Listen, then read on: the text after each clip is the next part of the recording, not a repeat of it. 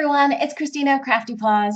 I'm here to share a couple of cards that I've made with this adorable stamp set by Fawn called Thankful Mice. And with Thanksgiving just around the corner, and with just 2 days shy of the 1 year anniversary of when my hubby, Mr. CraftyPaws, donated one of his kidneys to my brother who had suffered renal failure last year, my family has so much to be thankful for. Unfortunately, because my brother is on such heavy immunosuppressant drugs so that his body doesn't reject the transplanted kidney, he isn't going to be able to travel to be with us this Thanksgiving. But we're going to be doing a video conference during our Thanksgiving meal together. So even though we're going to be thousands of miles apart, we'll be together not only in spirit, but also by video conference. But I also wanted to create a Thanksgiving card for my brother and his wife. And for this card, I followed a sketch and a color challenge hosted by My Favorite Things. I colored up the little mice with my Copic markers in some cool gray and warm gray tones. I used for the background one of the cards from this Coordinations card base and envelope package that I had picked up on clearance. It was 40 sets for just $2 at Walmart recently, and there's a beautiful pearlescent shimmer. So I used the Diamond Dies skeleton leaf die and did some die cutting of one side of the card base and cut out a whole bunch of these leaves. And I glued them onto the other half of the card base so that it would look like faux embossing on this background. For this little matted area that's with this burgundy cardstock, I used the Paper Studio wood grain embossing folder.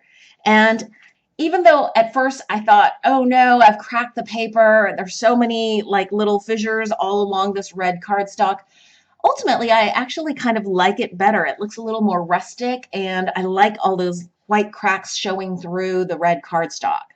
Then just to finish it off, I used some sequins in this burgundy color to coordinate with this mat. And I topped all of the sequins with cranberry stickles so that the little centers don't show. And I added a few little dots for good measure.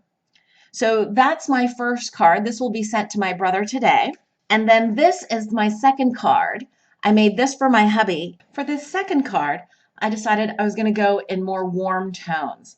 So I started with a craft cardstock card base.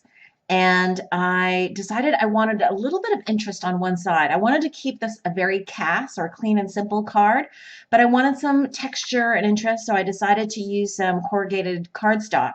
I had some scraps in my scrap box, so I just made sure I had one that was long enough to go along the long side of the card. This is an A2 size card, but I went all the way and filled in all the way across the whole of the card front so that there wouldn't be any kind of gaps or bumpiness to the card front. Then for this little strip here, I just cut some yellow cardstock, just again from a scrap, and added some Wink of Stella for some shimmer. I don't know if you'll be able to make that out in the video, but there's a ton of shimmer to that little strip. Then for the main focal image itself, I stamped out the little boy and little girl pilgrim mice, and I stamped out the sentiment in an arch going over and across the mice and their pile of cheese. Both of these images are colored with no line coloring. I use Memento Desert Sand ink, and that creates a kind of pale brown. And if you're using dark enough colors, it covers up the stamp lines completely. For this mound of cheese, I use this little cheese wedge stamp over and over, just doing lots of masking.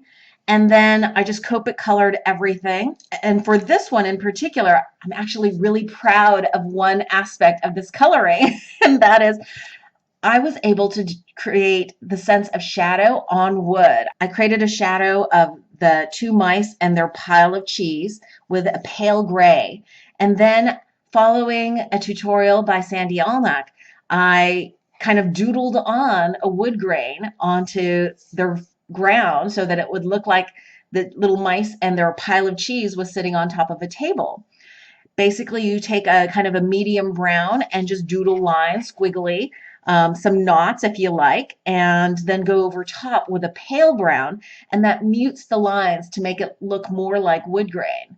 If you're interested in the particular Copic colors that I use, please check out my blog post where I list all of the materials that I use. Thank you all so much for watching. I hope you guys are having a wonderful crafty day.